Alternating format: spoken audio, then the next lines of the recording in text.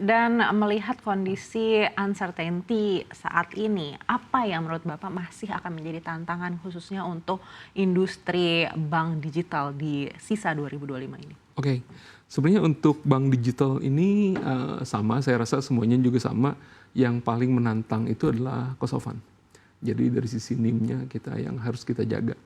Nah, tidak semudah bank-bank yang sudah established lama untuk mencari nasabah baru. Jadi harus ada hal yang sangat spesifik yang diberikan oleh digital bank yang baru ini sehingga nasabah mau berbank dengan kami. Jadi kami memilih untuk memberikan return yang sangat tinggi kepada nasabah sehingga mereka mau bertransaksi dengan kita. Ada beberapa hal yang perlu kami jaga dengan memberikan interest rate seperti tadi. Dalam artian cost of fund-nya juga harus kita sangat jaga. Kita harus melihat lending yang harus kita lempar keluar itu seperti apa, terhadap siapa, segmennya apa, dan risk appetite apa yang akan kita ambil. Apakah kita akan bekerja sama dengan pihak lain, apakah kita akan langsung ke nasabah dan sebagainya, itu yang sangat penting ditentukan. Kemudian tentu saja menjaga keseimbangan antara DPK dengan loan. Jadi LDR-nya juga harus kita lihatin dan sebagainya. Kita harus sangat jaga. Jangan terlalu banyak misalnya kita bertransaksi di treasury misalnya. Lebih baik kita memilih ke lending dan sebagainya. Jadi menurut saya yang sangat penting itu adalah menjaga keseimbangan antara beberapa aspek yang tadi.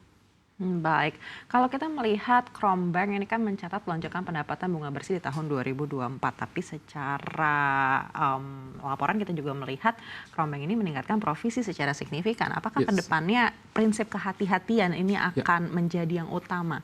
Dan kira-kira kapan periodenya mungkin bisa lebih agresif? Ya,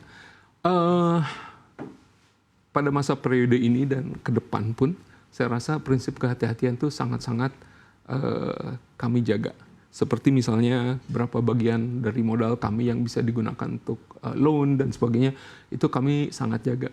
Kenapa kita masih begitu banyak dana yang kita transaksikan misalnya di treasury juga, karena kita harus jaga-jaga untuk semua kesiapan ini, apalagi dengan perubahan bisnis seperti ini. Di samping itu juga, Krom saat ini tuh sedang melakukan banyak sekali pengembangan, terutama di pengembangan IT. Tentu saja pengembangan IT ini biayanya tidak murah. Jadi seperti yang diketahui, Krombank itu kan baru mengeluarkan aplikasinya itu kan di tahun 2024 Februari. Dan baru ini juga 2022 adanya. Jadi semua perizinan, semua produk kita develop dari tidak ada. Itu sebabnya kita sekarang sedang berlomba-lomba untuk menyelesaikan beberapa produk dasar, juga lanjutan di Krom. Nah, untuk menyelesaikan itu tentu saja kami membutuhkan banyak tenaga kerja baru dan juga banyak sistem atau pengembangan yang baru. Itu sebabnya kenapa di tahun-tahun awal ini biaya yang akan kami keluarkan itu cukup tinggi. Makanya sesudah semuanya itu sudah cukup yang dasar, produk dasar dan semuanya sudah ada. Kemudian kita akan kembangkan dengan hubungan dengan partner-partner.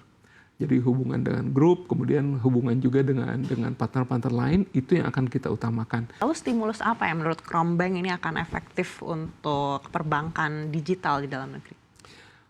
Mungkin salah satu hal yang sebenarnya lagi sedang kita coba bicarakan di antara digital banking yang lain adalah misalnya LPS deh.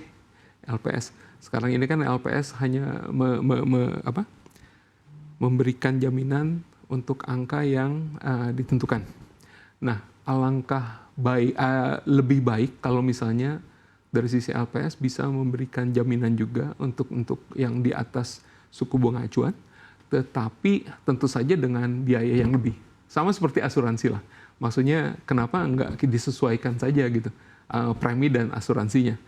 Misalnya kalau misalnya kita asuransi perawatan kesehatan, kalau misalnya kita pengen naik kelas, ya preminya dinaikkan misalnya seperti itu. Itu salah satu yang akan sangat membantu kami untuk mendapatkan atau meningkatkan kepercayaan masyarakat yang sampai saat ini misalnya belum lebih condong ke digital bank. Jadi masyarakat-masyarakat seperti yang berumur seperti saya misalnya gitu, di luar sana kan lebih baik ke bank yang konvensional karena dirasakan lebih aman misalnya seperti itu. Tapi kita juga kan sebenarnya digital bank sangat menjaga keamanan, saat menjaga likuiditas dan semuanya, sehingga semuanya seperti bisa dilihat di laporan keuangan kami sangat sehat. Tetapi masih tetap pertanyaan mengenai hal itu masih tetap ada. Jadi mungkin kebijakan-kebijakan yang sedikit memberikan keringanan ke digital bank mungkin akan lebih baik.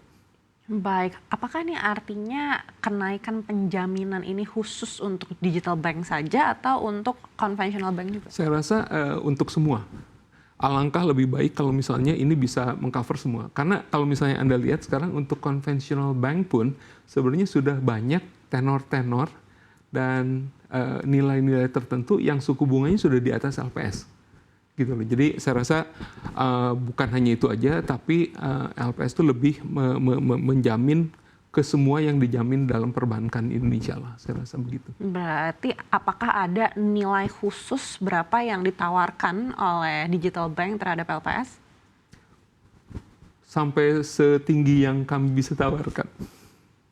Baik, apakah perbincangan sudah terus dilakukan dengan LPS? Kami akan mulai dengan internal dulu di beberapa digital bank, kemudian kita akan bicarakan, kemudian kita akan lihat dari situ akan kemana gitu. Apakah via Perbanas, apakah via yang lain lagi. Jadi sedang kita coba rumuskan dulu sih apa yang akan kita Tapi lakukan. kalaupun itu dikabulkan oleh LPS, berapa besar ini akan menunjang pertumbuhan di digital bank? Sekarang ini dana yang masuk ke digital bank sangat kecil ya. Setahu saya masih berapa? Sekitar 1% gitu dari total perbankan. Kalau misalnya dikurangi dengan corporate dan sebagainya, paling juga berapa? Nggak sampai 10% mungkin. Saya rasa akan jauh lebih tinggi dari itu. Baik, terlepas dalam situasi yang daya belinya sedang lemah. Terlepas dalam situasi apapun, karena kebutuhan untuk bertransaksi, untuk berbank, itu kan tidak peduli pada saat keadaan seperti apa. Baik. Gitu. Di tengah situasi yang saat ini sedang tidak menentu, apakah ada perubahan target untuk penyaluran kredit di Krombank? Apalagi tadi Bapak sampaikan mungkin akan lebih mengedepankan kehati-hatian. Ya. Sampai saat ini kita masih wait and see, belum ada perubahan target yang kami lakukan. Tapi mungkin kita lihat sampai akhir kuartal 2 ini. Sampai seperti apa perkembangannya, tentu saja kita nggak bisa menutup mata ya.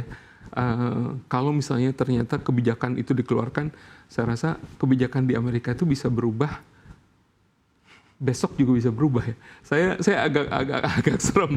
Jadi kebijakan jangka panjang itu saya rasa akan susah dibuat sekarang tanpa ngelihat keadaan yang lebih stabil. Sebenarnya maunya kemana?